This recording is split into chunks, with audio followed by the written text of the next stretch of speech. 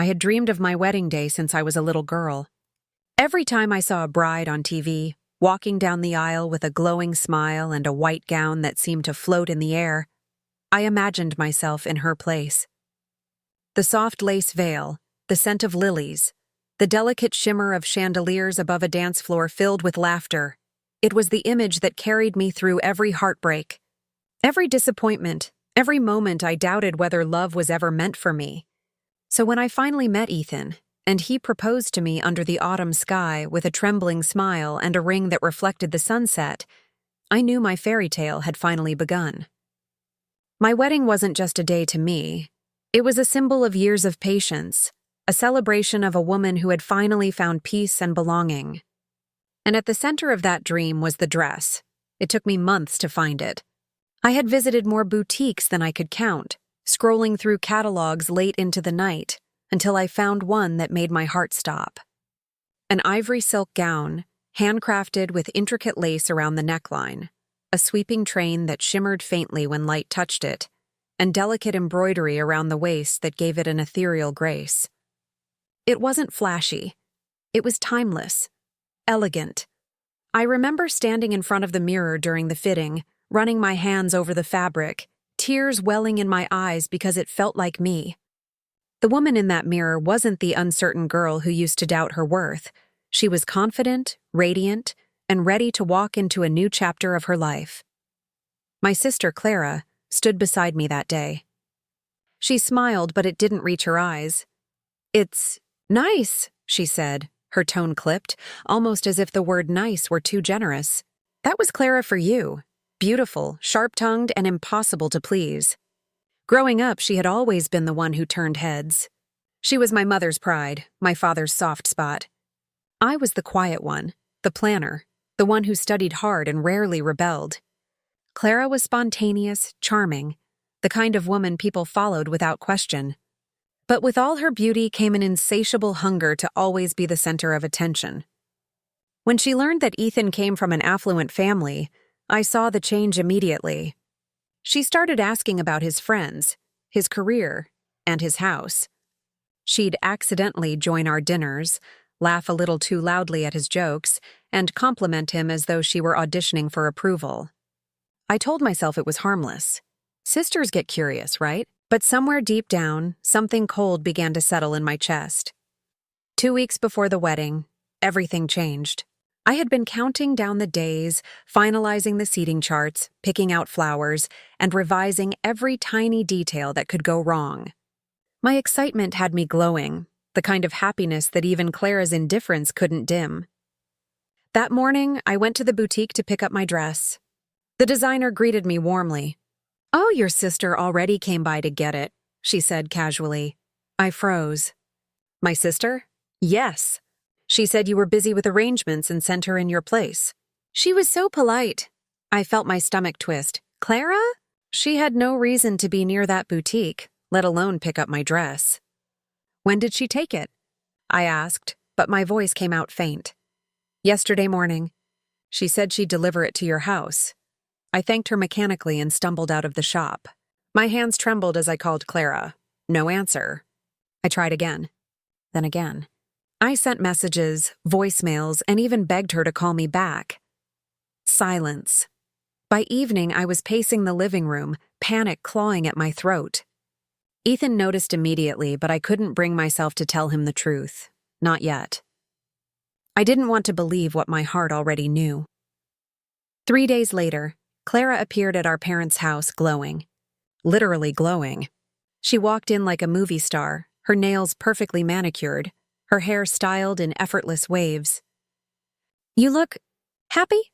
I managed to say, forcing a smile. She grinned and held out her hand. On her finger was a ring.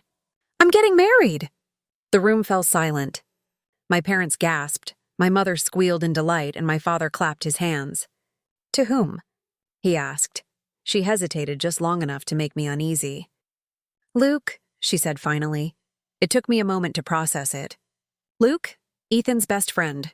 The man who had helped Ethan plan our engagement dinner. The man who had spent countless evenings with us talking about our future." My mind reeled. "You're marrying Luke?" I repeated. "Yes." she chirped. It was so sudden, but we just knew. Love can't wait, right? My mother clapped her hands again. 2 weddings. What a blessing. But I couldn't speak. My heart pounded, my breath shallow. When? I asked quietly. Clara smiled, her eyes glinting with mischief. Same day as yours, I stared at her. What? Oh, come on, don't be dramatic, she said, laughing lightly. It's perfect. We can share the day, the guests, and the decorations. Everyone will love it. It'll be double the celebration. I felt the world tilt. My voice trembled as I said, Clara, this isn't a game. You took my wedding dress. She cut me off with a shrug. I borrowed it. You'll get it back after my ceremony. Her tone was casual, but her eyes told another story. This wasn't about love. This was about me. About stealing the one thing she couldn't stand to see me have, attention.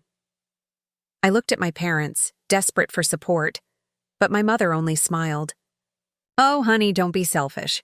It's not every day 2 daughters get married together. Think of the photos. Think of the joy. I wanted to scream, to ask why my happiness had to be shared, why I was always expected to give way to Clara.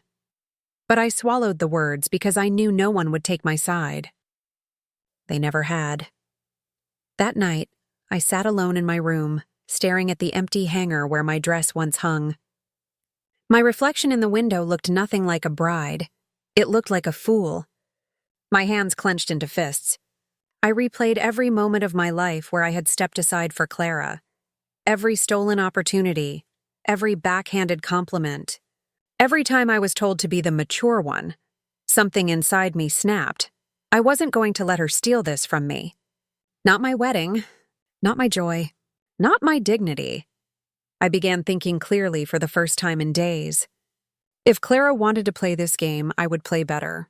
I would not confront her, not yet. That would give her power. No, she needed to believe she had already won. That was how I'd take everything back, piece by piece. I took a deep breath and opened my wedding planner, flipping through the pages filled with notes and sketches. I smiled bitterly. You took my dress, Clara, I whispered to the empty room. But you have no idea what you just started.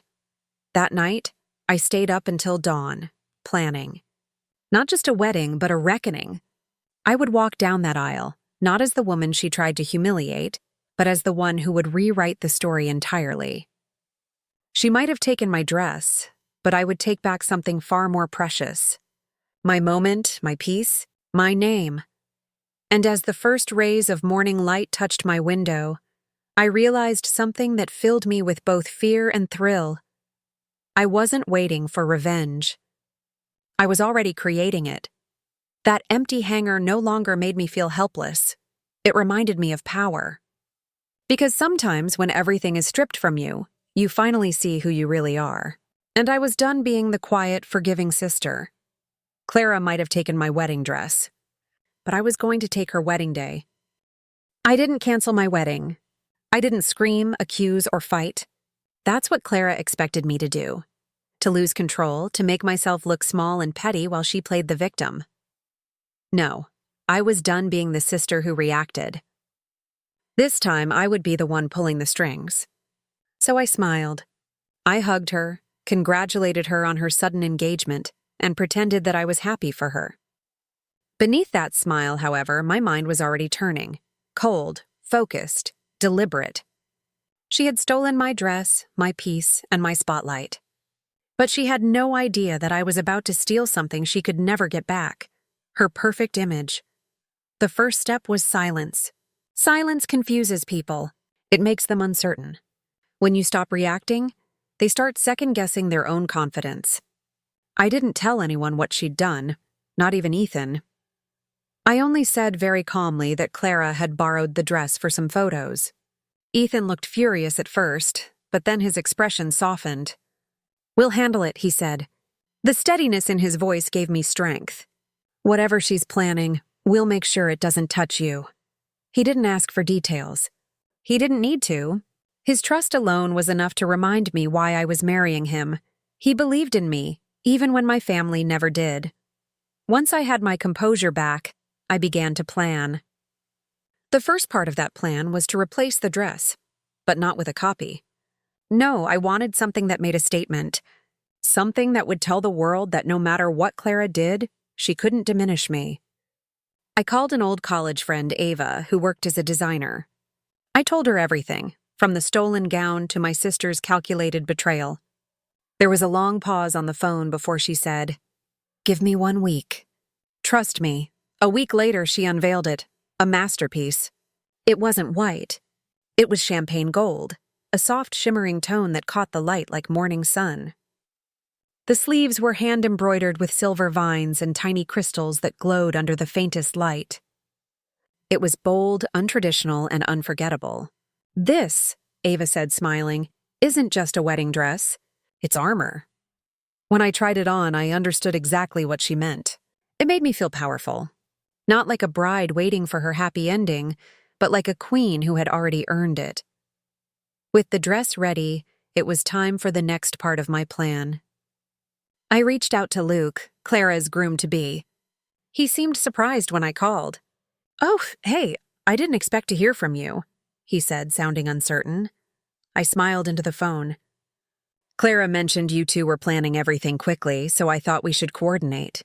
It'd be nice if our themes didn't clash since it's the same venue." He hesitated, then agreed to meet. Over the next few days, we met a few times at cafes and the venue to discuss decorations and schedules. But honestly, I wasn't there to talk about flowers. I was watching him, listening, testing. Luke was a good man, but I could see the confusion written across his face every time Clara's name came up. When I asked about how they met, his answers didn't quite align with the stories she had told our family. When I mentioned Ethan, he shifted uncomfortably, avoiding eye contact. Something wasn't right. I didn't need to expose her lies myself. She was doing that perfectly well without my help. During our third meeting, Luke finally spoke about what I had suspected. "Does she always do this?" he asked quietly. I tilted my head. "Do what?" he sighed. "She gets jealous so easily. She keeps comparing herself to you. I thought maybe it was a sister thing, but lately—" He trailed off, shaking his head. "She told me you tried to stop our engagement. That you didn't want us to be happy," I almost laughed. "I haven't said a word about you two, Luke. If she said that, it's only because she needs a villain in her story." He frowned. "I thought so." He looked at me then, really looked at me, and I saw the doubt in his eyes grow. Clara's web was unraveling, thread by thread, and I didn't even have to touch it. By the time the wedding day arrived, I was calm. Too calm. Clara mistook it for defeat. She strutted around the house, ordering people, boasting about how her wedding was going to be the talk of the town. She even had the nerve to tell me, "Don't be late for the ceremony, sis. I'd hate for you to miss my big moment." I simply smiled and said, "Wouldn't dream of it." Her ceremony was set to start an hour before mine. I stood backstage at my own venue, watching the preparations unfold through a half-open curtain. My heart was steady. I wasn't nervous anymore. I was ready. Then I saw her walk in. Clara, glowing with arrogance, wearing my stolen dress. The sight of it should have hurt, but strangely, it didn't. It almost looked wrong on her, like she was wearing a costume she didn't understand. The dress had been designed to reflect elegance and sincerity, things she didn't possess. Still, she twirled for the cameras, basking in the attention like a peacock showing its feathers. Guests gasped and applauded. My mother beamed. My father teared up. For a brief moment, I almost pitied her, almost, and then fate took over. It happened in seconds. A faint ripping sound as she lifted her arms too quickly. At first, no one noticed. But then the tear spread, right down the back seam. The delicate zipper snapped. Clara froze. Gasps erupted. Someone screamed. In a blink, her veil snagged on the chair behind her, pulling the lace downward, and the entire back of the gown tore open, exposing her slip and bare shoulders to a hall full of people and flashing cameras. The once perfect bride became a spectacle. My mother rushed to cover her, guests turned away in shock, and Luke just stood there, pale, speechless. The chaos that followed was almost surreal. I hadn't planned it, but watching it unfold felt like poetic justice. The dress she stole from me had betrayed her, just as she had betrayed me. I quietly turned away and stepped into my own bridal room. The golden gown hung there, waiting like destiny itself. When I slipped it on, I felt a transformation inside me, calm, radiant, unshakable. I wasn't walking into a competition. I was walking into victory. When Ethan saw me, his expression said everything. His eyes softened, his lips parted, and for a long moment he couldn't even speak. "You look," he whispered. "Like the sunrise," I smiled. "Let's go show them what real love looks like." As we entered our hall, the music began to play softly, a gentle melody that wrapped around the guests like sunlight. One by one, people turned to see me. The murmur died down, and for the first time that day there was silence. Not awkward silence, but reverence. The kind of silence that happens when beauty steals breath away. I saw the photographers rush in, the same ones who had been covering Clara's ceremony earlier. I could imagine the contrast in their cameras. One bride torn apart by vanity, the other glowing with calm defiance. Even my parents, who had been so eager for Clara's moment, stood frozen when they saw me. My mother's hand rose to her mouth. My father whispered something I couldn't hear. Every step I took down that aisle felt like reclaiming something stolen. Dignity, peace, strength. When I reached Ethan, he took my hand and kissed it, and in that single gesture, all the pain of the past weeks melted away. I wasn't just getting married. I was reborn. Somewhere behind the walls of our hall, I could still hear muffled voices from Clara's disaster, shouting, crying, confusion. But none of it touched me. I had built my own world, separate from her chaos. And as I looked into Ethan's eyes, I realized that revenge hadn't made me bitter.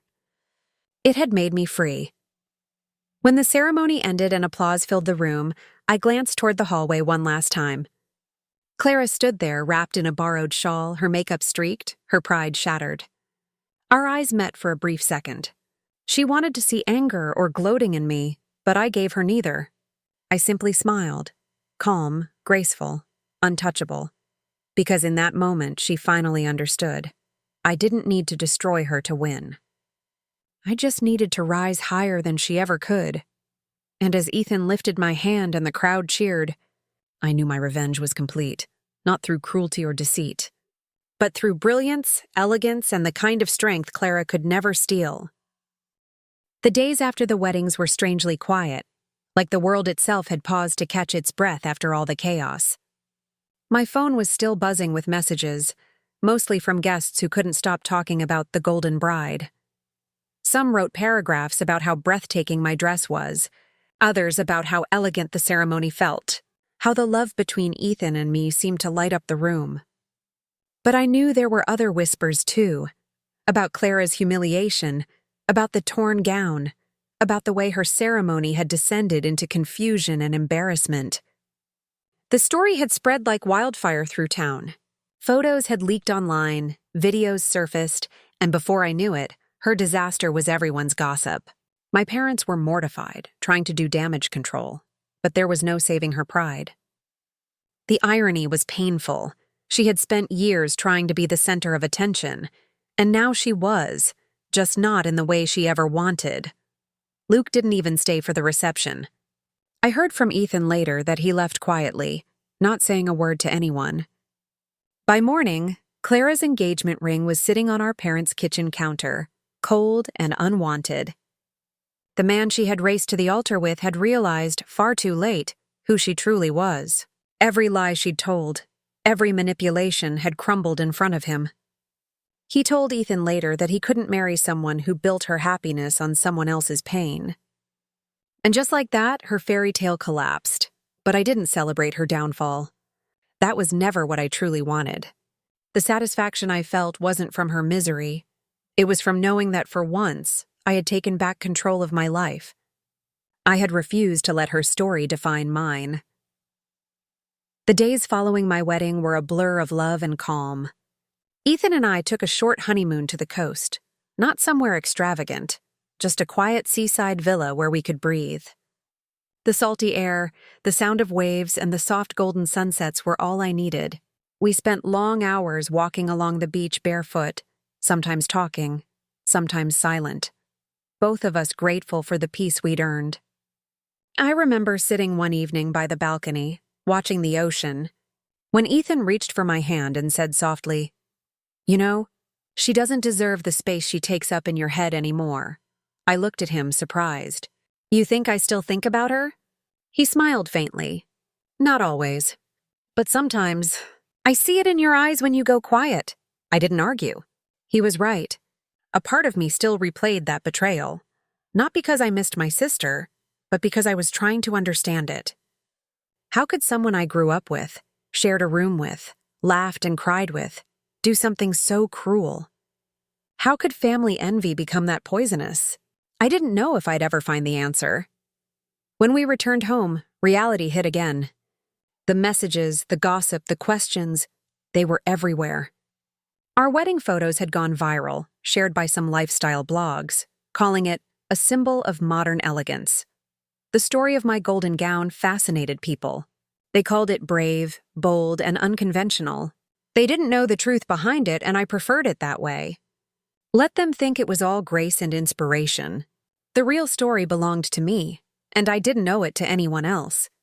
It was about a week later when Clara showed up at my doorstep. I still remember the sound of the doorbell, sharp, insistent, like an alarm. When I opened the door, I barely recognized her. The woman who stood there wasn't the confident, smug sister who had strutted around in my dress. Her eyes were swollen, her hair unkempt, and her once perfect posture had given way to something fragile, almost broken. She didn't ask to come in. She just stepped inside, uninvited, and stood there trembling. "You ruined me," she said, her voice raw. I stared at her, stunned by the accusation. "Ruined you?" I repeated quietly. "Clara, you did this to yourself." Her lips quivered. "You knew what would happen. You knew that dress would fall apart." I blinked, confused, then realized she was serious. "You think I planned that?" She laughed bitterly. "Don't act innocent. You've always wanted to outshine me." "Well, congratulations. You did." I took a deep breath and steadied my tone. "Clara, you took something that wasn't yours, my dress, my day, and turned it into your own competition. I didn't ruin you. I just didn't stop you from ruining yourself." Her eyes filled with tears, but I didn't reach out to comfort her. For once, I wasn't the sister who smoothed over her messes, who made excuses to our parents, who forgave her because that's just how Clara is. No. This time, she had to face what she'd done. "You've always had everything," she whispered, her voice shaking. "You were the responsible one. The one people respected. I was just the pretty one, the one no one took seriously.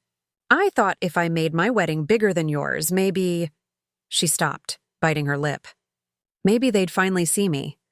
For a brief moment, my anger faded, replaced by something else, a quiet, aching sadness. I had spent years envying her charm, her beauty, her confidence. And all that time, she had been envying my stability, my calm, my quiet success. We had spent our lives looking at each other through mirrors of resentment, never realizing that neither of us was truly happy.